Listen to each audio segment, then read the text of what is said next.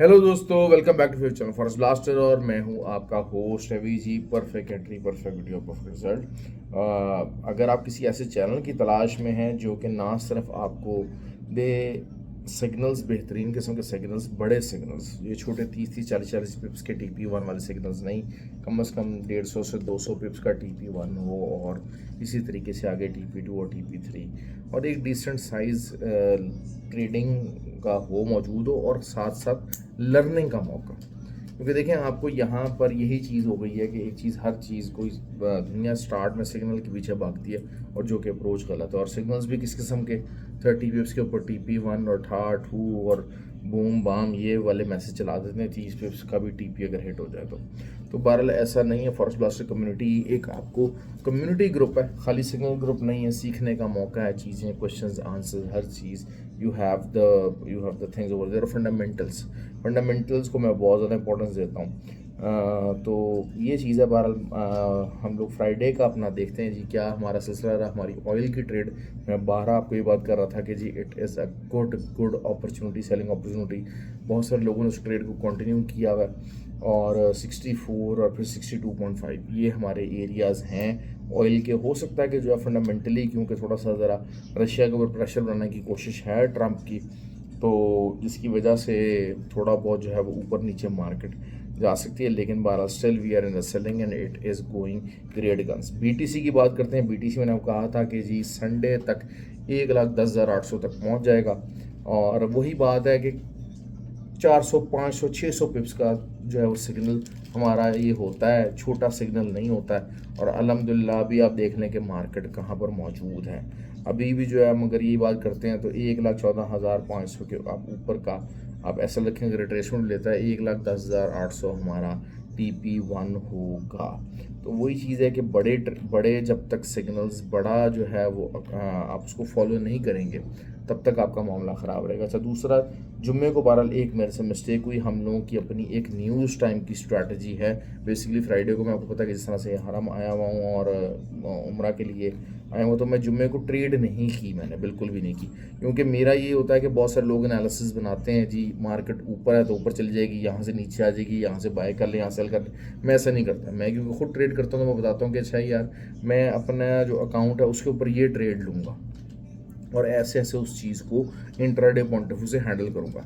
अच्छा, फ्राइडे को जो है चूँकि मैंने ट्रेड नहीं लिया तो ऑब्वियसली मैं थोड़ा सा ग्रुप के अंदर भी एक्टिव नहीं रहा, वरना अदरवाइज न्यूज़ टाइम के ऊपर हम लोग बहुत अच्छा प्रॉफिट बना लेते हैं। वो जो हमारी न्यूज़ टाइम की जो स्ट्रैटेजी है, फंडामेंटल स्ट्रैटेजी है, वो हमारे जो ग्रुप के लोग हैं उनको पता है और वो वाकई ही बहुत इफेक्टिव है। और जो हम लोग, क्योंकि बहुत अरसे से उस चीज़ को यूज़ करते आए हैं और हमेशा ईदर साइड ऑफ न्यूज़, जब भी बड़ा पंप आया है तो हम लोगों ने उसको प्रॉफिट बनाया है। लेकिन यही बात था कि उसकी वजह से हमारा कोई जो है वो 50-60 पिप्स का, 70 पिप्स का SL हिट हुआ। लेकिन उसके अलावा हमारी जो BTC था, ऑयल था, मॉर्निंग टाइम सिल्वर की ट्रेड हमारी बहुत अच्छी रही। सबसे अच्छी हमारी जो ट्रेड रही वो US30 की चली, बेतहाशा लंबा प्रॉफिट। क्योंकि फंडामेंटली मैंने चीज़ें जो एक्सेप्ट करी थी। अब लोग ये बात करेंगे जी US की इकॉनमी ये हो गई, वो गया। भाई अगर इकॉनमी है ना, इकॉनमी के लिए मसले ख़त्म हो गए ना, तो फिर आपको बताता चलूँ कि आपकी जो स्टॉक मार्केट है ना वो बूम पे जानी चाहिए। लेकिन मैं बड़े दिनों से मैं प्रेडिक्ट कर रहा था कि जी स्टॉक मार्केट का यही हाल होगा US30 का, और वही हुआ। अब मसला ये आ गया, ट्रंप साहब ने कर दिया जी, हमने कनाडा के ऊपर 35% कर दिया, इंडिया के ऊपर 25% कर दिया। अब हो सकता है कि रात को या कल रात को ऐसी स्टेटमेंट आ जाए कि जी हमने इसको पोस्टपोन कर दिया, इसमें हमारी कुछ तब्दीली हो गई है। अब अगर तब्दीली हो गई है तो दिस मीन्स के जो है वो गोल्ड और सिल्वर गैप डाउन हो सकते हैं, अच्छे खासे गैप डाउन हो सकते हैं। क्योंकि देखें, इंटरेस्ट रेट कम नहीं होना। इंटरेस्ट रेट एक मेन जिसे कहते हैं ना कि टूल है, जिसके ज़रिए से हम इन्फ्लेशन का जो चैलेंज है उसको कंट्रोल करने की कोशिश करते हैं, इकॉनमी के चैलेंज है उसको कंट्रोल करने की कोशिश करते हैं। असल चीज़ क्या हो गया कि अब जो है वो जो चैलेंज आ गया वो आ गया है आपका बजट डेफिसिट का, अमेरिका के आगे। तो उसको एड्रेस किया जा रहा है, जिसकी वजह से हुआ फंडामेंटल्स को जो लोग समझते हैं उनको ये चीज़ें ज़रा क्लियरली समझ में आती हैं, बहुत आराम से जो है वो समझ लेते हैं। तो मैं बहरहाल जो है ना वो आपको बता देता हूँ कि जी सिल्वर में हमारे, अच्छा BTC का मैंने आपको बता दिया कि जी क्या चीज़ हो सकती है। अब अगर हम उसकी बात करते हैं इसकी गोल्ड की बात करते हैं तो 47 की एक सपोर्ट रहेगी हमारी। अगर 47 तक रिट्रेस होता है तो आप इसको ऑन द बाइंग साइड देख सकते हैं। देखिए असल चीज़ यही हुआ है कि 47 से ऊपर है, मार्केट बुलिश है। तो अब अगर रिट्रेस होता है 40 अगर रिट्रेस होता है 42 43 तक तो बाय करने की कोशिश की जा सकती है। असल चीज़ यही होती है कि ये इस किस्म का जो मूव आई हुई है ना, ये मूव बड़ी ख़तरनाक है। ये मूव बड़ी ख़तरनाक है। या तो ये मूव आपको लेके जाने के ऊपर अगर आए तो ये ऑल टाइम हाई की तरफ भी लेके जा सकती है, और या फिर ये बहुत ही गंदा वाला फेक आउट कर सकती है, बहुत गंदा वाला फेक आउट कर सकती है। मतलब दोनों साइड के ऊपर मैसिव मूव है ये।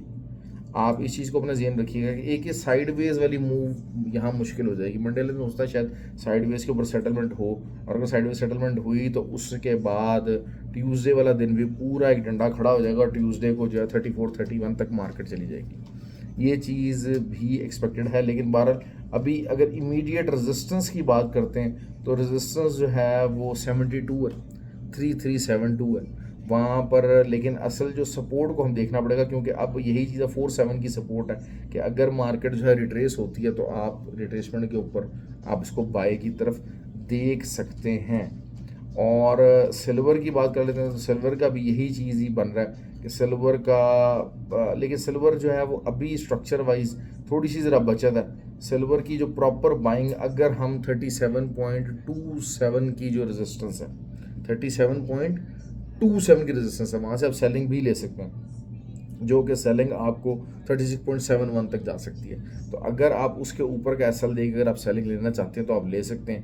तो ये चीज़ होती है। हाँ, उधर से ऑन द कॉन्ट्ररी हम गोल्ड का जो है वो 72 का एसएल लगा के आप सेल कीजिएगा।